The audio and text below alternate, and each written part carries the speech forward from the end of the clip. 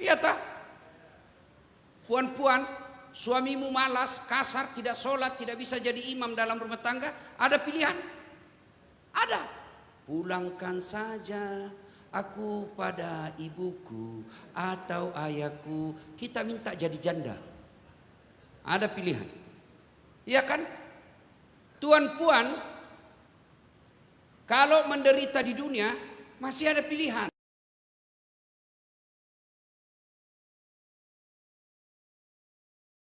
Dan di dunia ini tak satu pun manusia yang dari pagi sampai pagi lagi esok tidak pernah senyum. Pasti ada masa dia gembira, meski mungkin 1 menit. Dunia menderita masih ada pilihan. Tapi saya tanya, nah, siapa lagi nak? 100.000 lagi. Ada? Nah, kau budak-budak sini. Okay. Siapa you punya nama? Azman. Azman. Azman, bila kau masuk kubur, boleh balik lagi? Boleh. Hah? Tidak boleh. Terima kasih. Kau ambil lah ini. Tuan-tuan, bila masuk kubur ada pilihan. Ada pilihan? Balik lagi pergi kucing. Viral kau satu dunia. Viral. Ditengok. Dan orang kalau kau masuk di rumahmu, tidak ada lagi orang mau tinggal rumahmu. Maknanya tuan-tuan, kalau sudah tiba saatnya masuk kubur, you tidak bisa lagi sholat, tidak bisa lagi berbuat kebaikan, dan tidak ada pilihan kau tinggal di situ selama-lamanya. Berapa lama kau tinggal? Tidak balik-balik. Itulah awal masuknya kita periode masa hari akhir. Dari hidup, sakaratil maut, masuk kubur. Berapa lama kita menunggu di kubur? Tergantung berapa lama datangnya kiamat.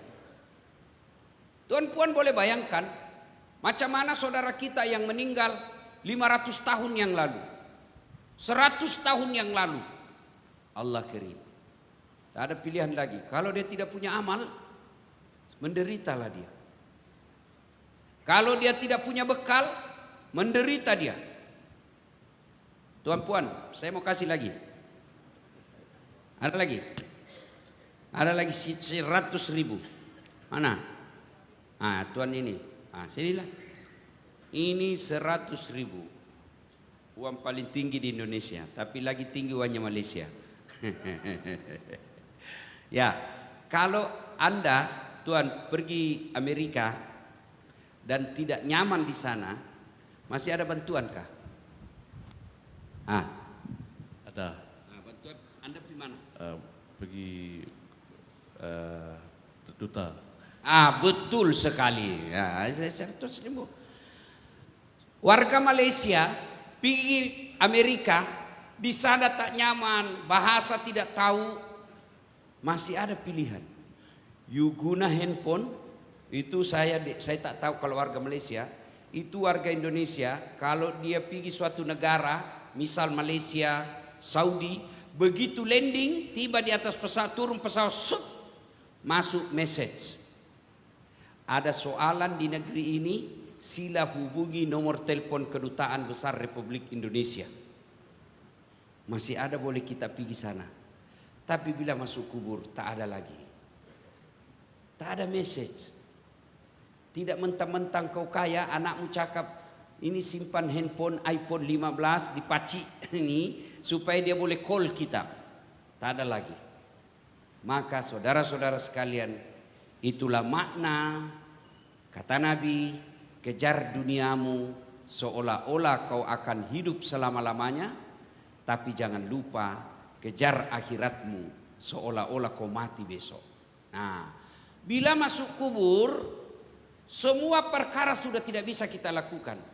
Tapi jangan cemas kata Nabi.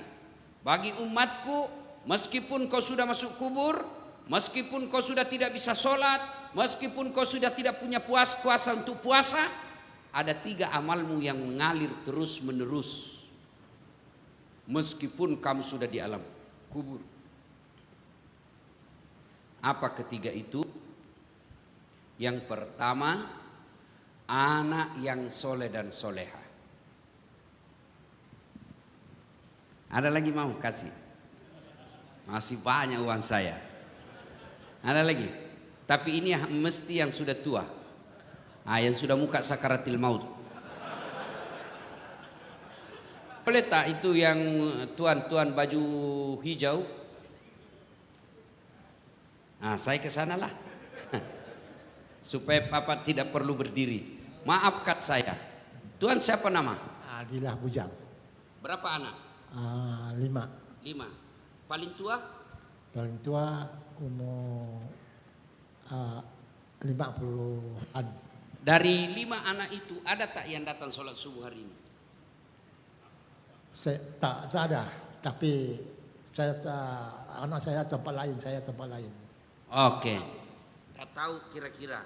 Kira-kira memang ada lah, ada di daerah Pendam. Oke. Semangat. Terima kasih Tuan. Terima kasih. Saya tanya lagi satu orang. Tuan, minggir, maafkan saya. Ini uang berkah, uang ustadz, beda uang polis. Tuan, anak berapa? Anak 2 kan? 2. Tuan. Ada semua sini? Tak ada. Dia pergi merantau? Merantau ya. Betul. Semua sudah merantau? Iya. Sekarang tinggal sama siapa? Istri. Berdua saja? Iya. Terima kasih. Nah, oke. Apa makna yang saya ingin sampaikan? Itu tadi 2 anak sudah merantau. Dan saya tidak yakin 5 waktu dia doakan orang tuanya. Saya tak yakin lagi. Setiap sujudnya dia doa orang tuanya. Tak yakin pula. Yang tadi Tuan lagi yang 1 5 anak. Tak yakin pula apa dia ke masjid hari ini. Tuan-tuan kalau sudah dalam kubur, anaklah yang kita harapkan. Anak yang kita harapkan. Puan-puan yang ada di atas, bila you meninggal, siapa yang doakan? Suami jangan harap. Pasti dia kawin lagi. Ya, kawan saya cakap, Ustaz, itu saya punya jiran jelek betul sifatnya. Kenapa? Baru lagi 3 bulan istrinya meninggal, belum lagi kering kuburnya, dia kawin lagi. Saya bilang, kawan saya lebih oke, masih hidup istrinya dia kawin lagi. Siapa yang doakan kita? Anak. Tentu kita berharap usia kita sudah senja, anak kita lagi yang bagi kita duit. Tentu kita berharap ketika kita sudah tiap hari datang ke masjid, sudah tidak bisa lagi fokus cari nafkah, karena kita mesti bekal akhirat. 5 waktu kita ke masjid sehingga kita tidak datang lagi urus kedai. Kita berharap anak kita lagi yang belikan kita beras, anak kita lagi yang bayarkan kita punya listrik, anak kita lagi yang bayarkan kita punya kereta. Tapi kalau sampai tua pun anak kita masih kita ongkosi, anak kita sudah punya anak masih kita biayai, anak kita sudah punya cucu masih juga kita pikirkan uang mereka. Apa guna kita punya anak? Ini nih, semua yang sudah tua-tua macam ini, mana anak-anak kalian? Mesti ketika datang sholat subuh seperti ini, mesti anak kita datang dibawa sholat subuh. Kenapa kita tidak bawa anak-anak kita? Kenapa ketika dakwah seperti ini kita tidak mampu bawa anak kita? Mesti mampu dibawa anak-anak. Supaya apa? Supaya ketika kita usia senja, ketika kita sudah masuk alam kubur, ada keturunan yang mendoakan kita. Saudara-saudara sekalian, anak yang soleh dan soleha itulah yang akan menolong kita ketika kita sudah masuk dalam kubur. Mari kita tengok anak-anak kita sekarang. Masa saya kecil, kalau kita limpas depan orang tua, mesti kita begini. Kalau orang Bugis, tabe. Ya kan? Sekarang anak-anak kita, coba tengok akhlak anak-anak kita sekarang. Masa saya kecil, meskipun saya lapar betul, pulang dari sekolah, nak makan, apa kata mama saya? Ajak yolok muandre nak. Jangan dulu kau makan, bapakmu belum makan. Berdosa kau kalau kau kasih bekas tangannya orang tuamu. Anak-anak kita sekarang tidak ada istilah tunggu. Dia simpankan kau kakinya sama kepala ikan. Itulah anak-anak kita sekarang pintar, tapi tidak punya berkah dalam hidup. Kenapa? Dia durhaka sama orang tuanya. Kita tentu berharap anak kita nanti ketika kaya, kita sudah wafat, dia buatkan kita miskin, dia buatkan kita masjid. Alhamdulillah. Tentu kita berharap ketika kita usia senja dan masuk dalam kubur, anak kita setiap 5 waktu dia doakan kita, Allahumma ghafirli wali walidayya warhamhuma kama rabbayani shaghira. Coba kembali lagi kita koreksi diri masing-masing. Adakah Tuhan telepon anak ketika masuk duhur? Anak kita misalnya dia pergi merantau di Kuala Lumpur, dia merantau ke Kedah. Adakah ketika subuh Tuhan bisa bangunkan anaknya, ingatkan, nah sudahkah kau sholat subuh? Nah sudahkah kau sholat duhur? Jangan sampai kau setengah mati jauh-jauh pergi situ cari nafkah, cari uang, kau lupa sholat subuh. Auzubillah min dzalik. Berapa banyak manusia yang pergi cari dunia, dia lupa akhiratnya. Padahal dunia ini tidak kau menderita selama-lamanya. Tapi begitu kau masuk akhirat, anakmu tidak bisa menolong kamu, anakmu tidak pernah mendoakan kamu, kamulah orang celaka menghidupi anak. Pesan pertama, didik anak kita. Zaman kita dulu kecil, belum ada lagi namanya pasar mall, belum ada lagi namanya Facebook, belum ada lagi namanya Instagram. Tapi orang tua kita mengawasi anaknya sangat ketat. Kenapa di zaman sekarang godaan anak-anak kita sangat besar, yang merusak anak-anak kita sekarang game-game online. Tapi kenapa orang tua justru longgar mengawasi anaknya? Anak yang soleh dan soleha inilah yang akan menolong kita ketika masuk dalam kubur. Yang kedua, setelah anak yang soleh dan soleha, yaitu harta yang telah kita sedekahkan. Ada enggak boleh lagi tanya, saya tanya. Saya bagi lagi 100.000. Ada? Ah, mana dia? Ah, itu paling bawah belakang. Sini. Cepat sedikit. Ya.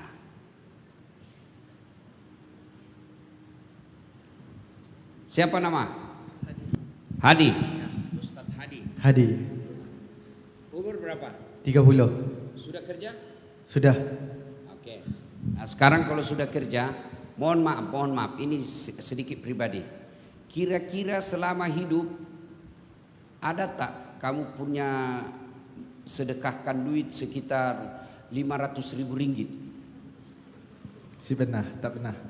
Kira-kira 100.000 ringgit? Tak pernah. 50.000 ringgit? Tak pernah. Sudah? Masih. Satu lagi. Punya kereta? Punya. Punya rumah? Punya. Kira-kira kalau meninggal itu kereta siapa yang pakai? Orang tua. Rumah siapa yang tinggal? Adik-beradik. Ya, oke. Bukan kau punya lagi lah. Oke, sila duduk. Oke, makasih. Tuan puan yang saya hormati,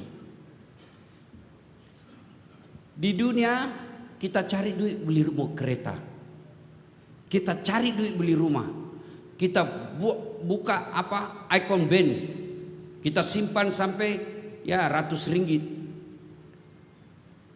Kita mampu lakukan itu. Tapi kenapa ketika untuk kehidupan akhirat kita ada celengan, apa namanya kalau di Indonesia celengan yang beredar itu di masjid, tabung. Ada tak yang pernah di sini yang masukkan setiap Jumat 500 ringgit? Paling kau pilih 1 ringgit.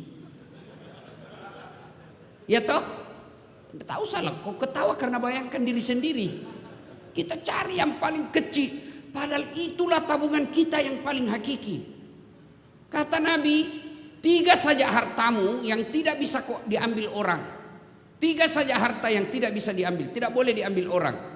Yang hak kamu punya, yang mutlak kamu miliki. Satu, yang habis kamu makan. Kalau sudah habis makan, tidak ada lagi yang mau ambil. Yang kedua, kata Nabi, yang hancur kamu pakai. You punya kasut, punya baju, punya sarung, hancur, itu tidak bisa lagi diambil orang. Yang ketiga, ini yang berkaitan dengan hari kita ini, harta yang telah kau sedekahkan. Suatu kali ada fakir miskin musafir datang ke rumah Nabi. Assalamualaikum warahmatullahi wabarakatuh ya Rasulullah. Waalaikumsalam warahmatullahi wabarakatuh. Nabi buka pintu. Lalu orang begini berkata, ya Rasulullah, saya musafir, saya lapar, sudah beberapa hari ini saya tidak makan.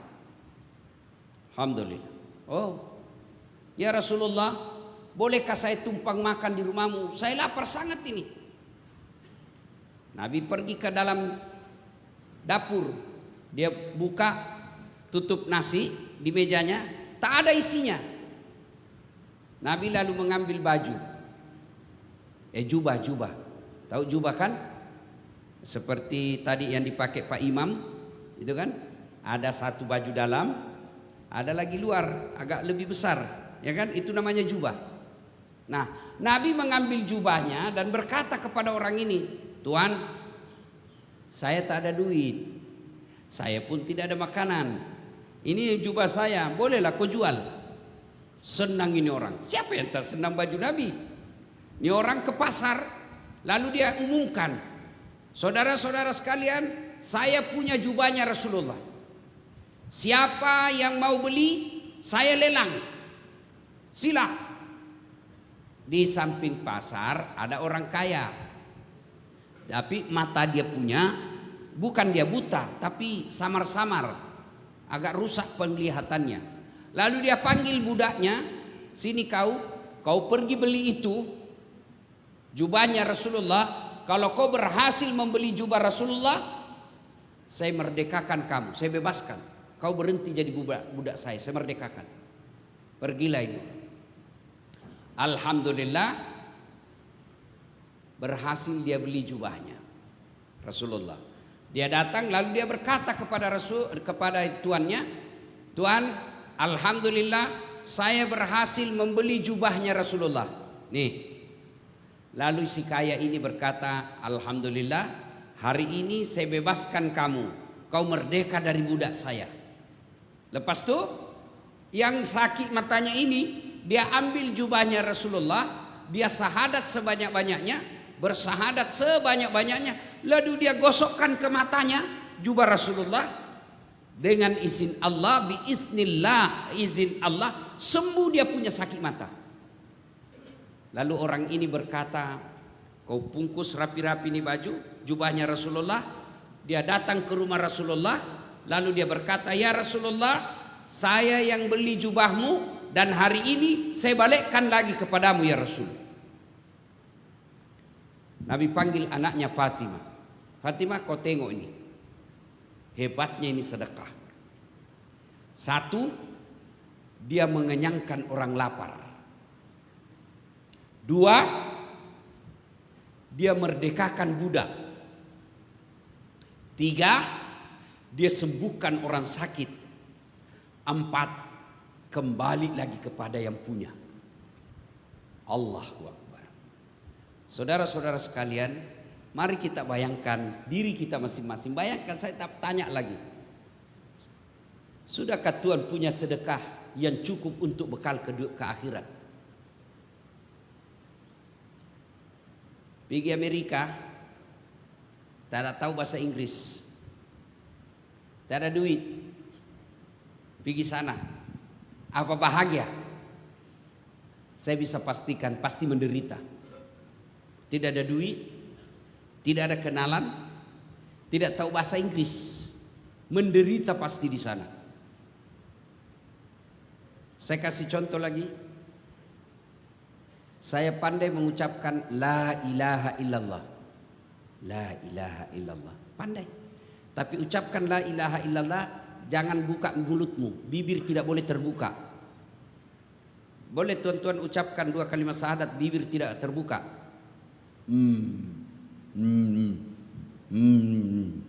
Macam itulah orang nanti yang masuk kubur, dia tidak punya perbekalan. Maka bersedekahlah. Dan tuan-tuan, tidak pernah saya tengok ada orang bangkrut karena dia rajin sedekah. Justru kalau belajar dari kisah ini, kalau kau mau kembali itu yang Allah kasih, kamu sedekahkan, Allah pasti kembalikan ke kamu. Bahkan Quran mengajarkan diganti 700 kali lipat. Sedekahlah. Terutama tuan-tuan yang sudah dekat-dekat dengan ajal. Jangan kau pelit. Sedekah. Minimal Jumat, sedekah. Allah tidak minta banyak. Saya ingat arwah bapak saya. Saya ingat sekali arwah bapak saya itu. Dia ada uang Indonesia, uang koin namanya, yang terbuat dari logam besar, itu 100 rupiah. Pasti kalau maghrib, pasti dia isi itu celengan. 100 rupiah saja, tapi tiap hari. Allah tidak lihat banyaknya. Allah menilai kamu taat terhadap perintahku. Itulah bekal kita.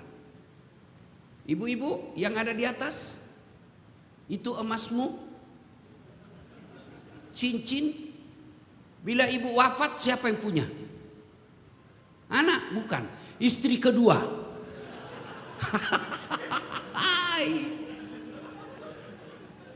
Waktu kau ibu meninggal, suamimu menangis itu ambil. Dia cabut kau punya cincin kawin. Dia cabut lagi kau punya gelang. Ini gelang waktu kita umroh. Kubelikan kau emas Dubai. Dia menangis tapi dia cabut. Dia cabut pula gigi palsumu. Karena tidak boleh pakai gigi palsu. 3 bulan kemudian kenal dia janda. Allah karim. Dia ambil semua emasnya ibu tadi, cincin, gelang, kalung ini, dia bungkus, dia bagi sama janda. Ini emas mantan istri saya, pakai sudah, dia sudah mati. Daripada dipakai istri kedua, mending bawa masjid. Coba dalam kehidupan sehari-hari. Coba kehidupan sehari-hari. Ada orang kaya pak, punya rumah di Sarawak, punya rumah di Kuching, punya rumah di Kuala Lumpur, punya rumah di Bintulu. Tapi tidak pernah berderma 200 ringgit dalam setiap Jumat.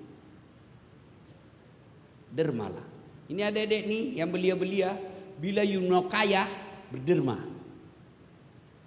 Itu menurut agama. Kalau kau masih percaya Quran.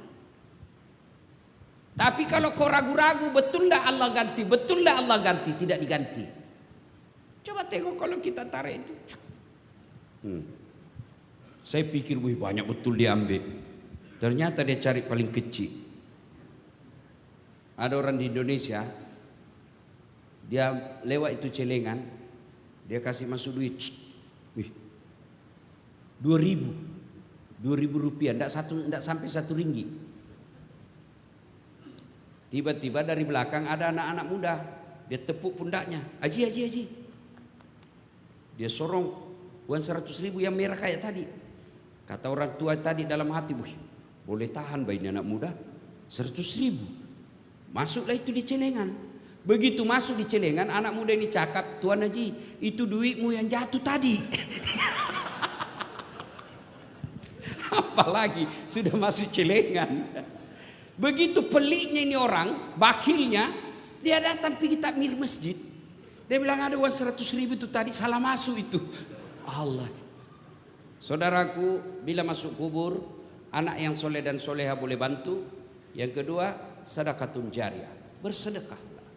Apalagi kita yang sudah punya rumah, punya kereta, tapi ada tabungan banyak di bank, ambil itu sedekah. Bila Tuhan nak sedekah, lihat siapa yang Anda sedekahi. 1, sedekahlah kepada alim ulama. Kenapa alim ulama? Karena kalau alim ulama dia makan, misal dia beli beras dengan sedekah itu, lalu beras itu jadi nasi, nasi itu dia makan, lalu daging itu menjadi darah dagingnya, nasi yang bahkan dari uang duitnya bapak itu jadi daging, jadi darah. Maka selama ulama itu dia pakai darah dagingnya sujud beribadah kepada Allah, selama itu bapak dapat amal dari ulama itu. Bapak punya baju di rumah banyak, satu kali jalan berapa pakai baju pak? 4. 2 saja kau pakai, kau guna, orang bilang sudah gila itu.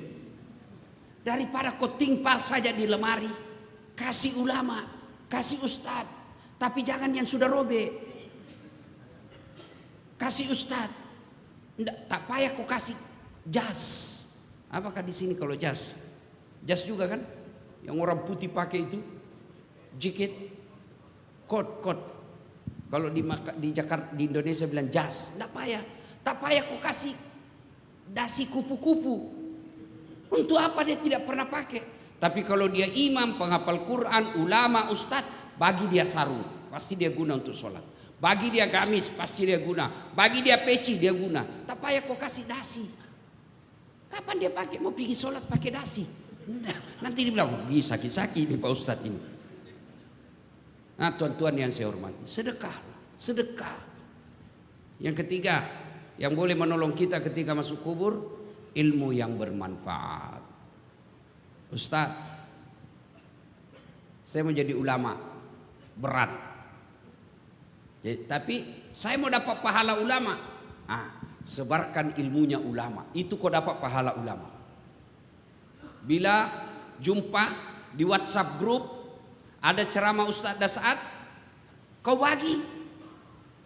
Dalam grup, satu grup ada 20 orang di dalam, satu grup ada 50 orang di dalam, 10 grup kau sebar, 50 kali 10. Allah karim, 500. Dan begitu 500 orang, masa tak ada yang paham dari 500 orang itu? Mesti ada yang paham 2-3 orang. 2-3 orang itu mengamalkan ilmunya dari Ustadz Das'ad Latif. Tuan yang sebarkan juga dapat pahala seperti pahalanya Das'ad Latif. Dan ingat juga, begitu juga keburukan. Kalau kau sebarkan video-video jelek, kau dapat juga dosa jariah. Kau sebarkan yang kelihatan pahanya. Selama video itu viral dan beredar, kamu yang viralkan juga itu dapat dosanya. Maka imbangi semua keburukan itu dengan sedekah dan ilmu yang bermanfaat. 3 ini yang akan menolong kita bila masuk dalam kubur. Dan pasti ada lagi mau hadiah. Ada lagi. Ini. Sini kau. Sini dek. Siapa nama? Ismat. Umur 32. Kamu yakin tak hidup selamanya? Tidak. Kamu yakin tak pasti mati? Pasti. Apa kau punya bekal? Sedekah. Minimal sedekah. Aku ambillah ini, saya sedekah kau. Masya Allah, hari ini saya berbuat sedekah berapa orang, dan Allah pasti ganti. Dan yang saya sedekahi tadi itu semua orang baik. Orang baik terima sedekah saya pasti berkah. Maka jangan pernah kau lewati satu hari pun tanpa sedekah. Karena itulah yang kita punya. Uang, kereta, tanah, semua pasti kita tinggal. Kereta tuan-tuan siapa yang pakai kalau tuan mati? Anak bukan, menantu. Menantumu yang pakai. Dan menantumu dia pakai selingkuh bercurang. Maka sedekahlah. Berbagi ilmu dan didik anak yang soleh dan soleha. Karena satu hal, kullu nafsin sa'iqatil maut. Semua yang hidup pasti akan mati. Mati itu tidak mesti tua. Mati itu bukan nomor urut, berurut, tapi mati itu nomor undian. Bila tiba masanya, ini malaikat sudah lihat-lihat nih, mana ini yang siap-siap diambil nih. Jangan kau pikir salah cabut, tidak mungkin. Salah datang malaikat, tidak, pasti tepat. Dan bila tiba saatnya, kata Nabi, tidak bisa dimajukan, tidak bisa diundur, pasti datangnya. Saudara-saudara sekalian, ini saja tausiah kita, mudah-mudahan ada manfaat. Saya tak tahu apakah ada sesi tanya jawab, silah. Ya, ada anak tanya, silah.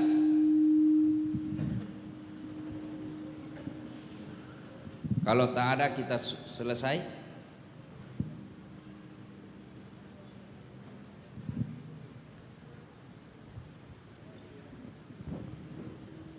Ada soalan? Okey. Ya. Boleh ke depan.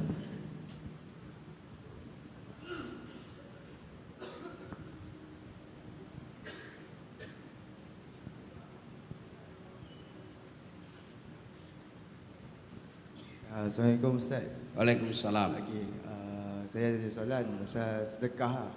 Okey, kita nak sedekah macam mana-mana orang lah. Macam kita sedekah waktu miskin atau OKU yang kita macam tak yakin kita dapat pahala dari Allah ke macam mana? Kita sedekah orang. Dan sedekah orang tu kita macam rasa was-was dapat pahala atau tak. Ketika you yakin orang berhak untuk terima sedekah, tapi you ragu-ragu, itu pasti bisikan setan. Tak payah, tak payah, tak payah. Itu setan itu. Kau tarik itu setan juga, dia tarik kau punya dompet. Jangan kau keluarkan, jangan kau keluarkan. Itu setan. Nah, cuma aturan main sedekah. Bila you nak sedekah, pertama dalam rumah dulu.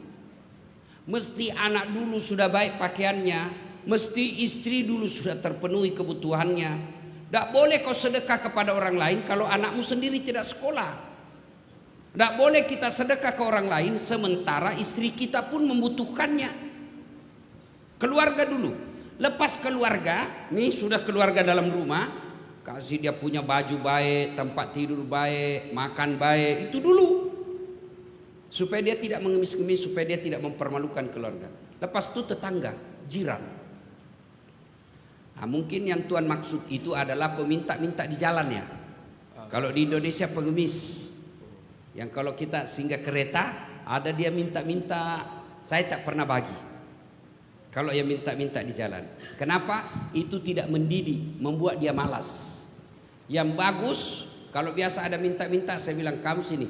Mau ndak kau kerja di rumah saya, bersihkan saya punya kebun, taman, saya gaji kau bulan-bulan. Tapi dia tidak mau.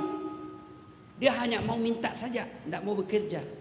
Kalau dia minta-minta misalnya karena dia cacat, ndak bisa lagi kerja, bolehlah itu seperti itu. Tapi kalau dia masih kuat, masih muda, kekar, dia minta-minta, itu dia pemalas. Maka sebaiknya kasih pekerjaan, bukan diminta kasih duit. Tapi mereka rata-rata tidak mau dia bekerja, maunya saja diterima. Dan ada juga tipu-tipu. Ya, dia pura-pura dia potong ini kakinya, ternyata dia lipat macam ini. Itu ada juga tipu-tipu macam itu. Itulah sehingga kalau di Indonesia, saya tidak tahu di Malaysia, ada namanya LASIS, Lembaga Amal Zakat dan Sedekah. Nah itu kita pergi di kantornya, sebab mereka yang atur secara rapi, sedekah tepat guna namanya. Oke deh. Ada satu soalan lagi. Satu lagi. Okey, Ya. pasal orang tua lah. Okey, macam saya bekerja. Kita nak orang tua meminta dengan kita lah. Tapi kita just rasa orang cakap sontok. Macam sontok tu maksud dia kekurangan lah. Dia macam okey, kita rasa tu dosa ke atau tak? Kita macam memang tak, kita nak mampu nak bagi orang tua, tapi kita rasa macam mama macam orang tua popek-popek Ustaz cakap tu. Ya. Apa ni, tapi kita rasa bersalah pula dengan orang tua. Siapa? Kita dosa dengan orang tua atau tu hak? Maknanya orang tua minta ke anak. Tapi dia tak macam paksa lah. Kadang-kadang ada paksa, ada tak lah, macam tu lah. Ya, bagaimana tak paksa kalau kau pelit?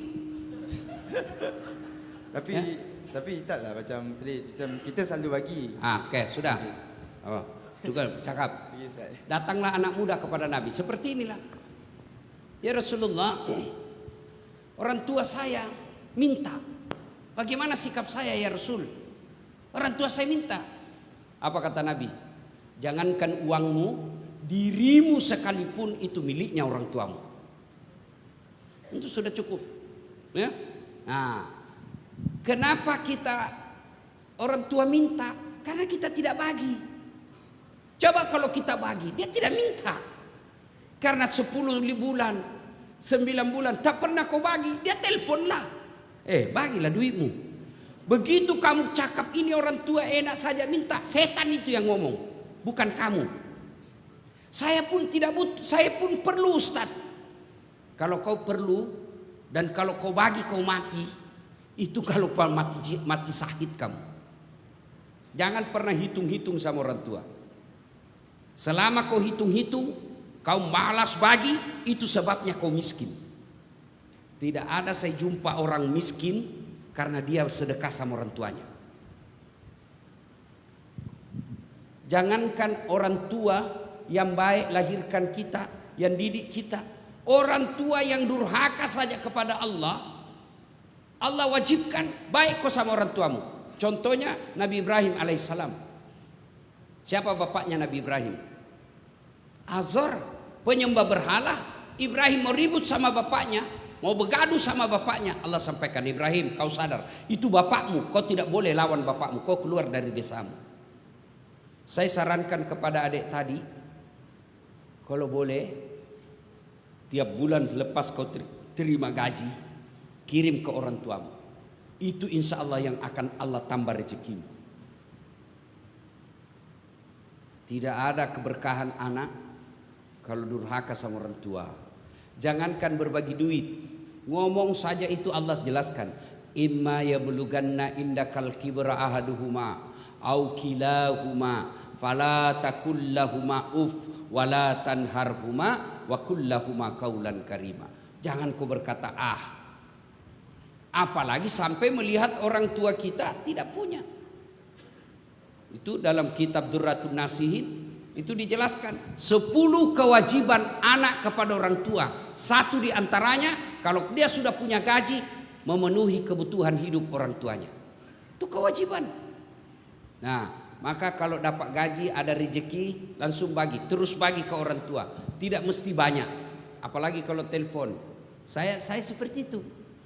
Kalau saya telepon mak saya di kampung, mak agak kareba. Kalau dia bilang, oh, alhamdulillah, baik, berarti duitnya cukup. Tapi kalau dia bilang, aduh, sakit-sakit ini kasih sama pedih-pedih mana ngaleku, berarti uangnya kurang ini. Itu orang tua kalau ada duitnya enak pikirannya. Jangankan orang tua, istri saja. Coba tanya itu istri di atas. Tuan, puan, biar suami tak pulang yang penting ada duit. Coba dengar kau. Dengar kau duit. Bukan memang itu duit. Saya bilang sama bini saya, tak payah kau risau. Uang tidak dibawa mati. Dia bilang betul. Tapi kalau tidak ada uang rasanya mau mati. Memang ini duit. Bagi dia duit dia senang. Orang tuamu meski dia kaya sekalipun, misal saja supaya gampang mengerti, kau punya duit cuma 500 ringgit, orang tuamu punya 1.500 ringgit, kau tetap wajib kasih dia. Bukan untuk bersedekah, tapi menyenangkan hatinya. Dan itu orang tua enaknya seperti kita bagi duit, dia malu-malu itu. Tak payah nak, kau lebih perlu dari saya, bawa saja. Saya waktu pertama kali jadi, kalau di Indonesia namanya pegawai negeri, di sini kaki tangan kerajaan ya. Saya pensara negeri. Saya baik gaji saya dari negara pertama kali, saya bawa ke bapak saya, arwah bapak saya bawa, Pak, ini gaji saya sebagai dosen. Alhamdulillah, apa kata bapak saya? Bawa kau balik pulang. Saya masih mampu kasih makan mamamu. Tak payah kau bawa ke sini. Itu hasil kerjamu. Lepas itu saya kumpul duit saya, gaji saya. Pertama lalu setelah itu saya kumpul barang berharga pertama kali saya beli setelah saya dapat gaji. Saya kumpul beli emas 20 gram, saya pakaikan mama saya. Itu dia pakai sampai sekarang. Setiap ketemu saudara saya, setiap ketemu keluarga saya, setiap ketemu kawan-kawan saya, apa dia bilang? Ini emas dari Ustaz Dasat. Senang perasaan saya. Itu yang buat doa cepat dikabulkan. Kalau orang tuamu berkata dalam hati, pelit betul anak saya, lebih dia sayang istrinya dari saya. Ada juga itu anak takut sama istrinya sampai dia tidak berderma untuk sedekah sama istrinya, sama anak, sama orang tuanya. Ada kan sahabat Nabi itu? Kamu masih ingat? Alqamah, sahabat Nabi yang baik sekali beribadah, tidak bisa syahadat ketika sakaratil maut. Kenapa? Karena suatu ketika datang emaknya di rumahnya, belum ketuk pintu, istrinya cakap, datang emakmu, sembunyi cepat kacang. Dia sembunyi makanan untuk mamaknya. Mamaknya dengar, balik mamaknya. Tidak pernah lagi dia pergi rumahnya. Sampai dia sakaratil maut, ini anaknya datang, tidak bisa syahadat. La ilaha illallah. Dibimbing Bilal, tidak bisa syahadat. Dibimbing Nabi, tidak bisa syahadat. Dia cuma katakan, la. Nabi bersabda, pasti besar dosanya ini. Ada dosanya besar sekali. Kau cari bapaknya. Cari bapaknya, ternyata sudah wafat. Cari ibunya, ketemu. Bilal berkata, bu, anakmu si Alqamah sakaratil maut tidak bisa syahadat. Mungkin ada dosanya sama kamu. Apa kata emaknya? Dia dapat sudah itu anak. Kurang ngajar memang itu anak. Dia lebih sayang istrinya daripada saya ibunya. Nabi katakan, panggil ibunya. Ibu, maafkan anakmu. Kalau kau tidak maafkan, dia tidak selamat. Saya tidak mau ya Rasul. Kalau begitu jalan satu-satunya supaya dia tidak dibakar api neraka, lebih baik saya bakar api dunia. Nabi bilang, kumpul kayu, nyalakan, menyalalah kayu itu, menyala, apinya besar. Nabi tanya, betul kau tidak mau maafkan? Betul ya Rasul, bakar saja. Angkat itu anaknya, mau dilempar masuk api. Ibunya berteriak, tahan. Ya Rasulullah, jangan kau bakar anakku. Memang dia kurang ajar, tapi tidak ada artinya penimbang penderitaan saya. Saksikan ya Rasulullah, saya maafkan anak saya, jangan kau bakar. Nabi tanya balik, betul kau maafkan? Betul ya Rasul, saya maafkan anak saya. Nabi balik, tuntun dia, la ilaha illallah Muhammad Rasulullah, wafat. Itu baik agamanya tuh, baik sholatnya, sahabatnya Nabi. Tapi tidak bisa syahadat karena durhaka sama orang tuanya. Misal kita mau bagi, ibu, kita bincang sama istri, dek, ini ada rezeki nih. Macam mana kalau tahun ini kita bawa umroh mak? Apa kata istrimu? Apa? Makmu terus. Pilih kamu, saya atau makmu. Kalau suami yang soleh, kau balas, saya pilih makku, kau keluar jadi janda. Itu baru laki-laki. Mampu kau?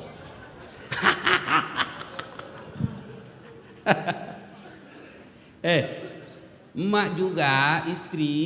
Saya tanya, istri di atas tuh, masih ingat waktu hamil? Enak tak?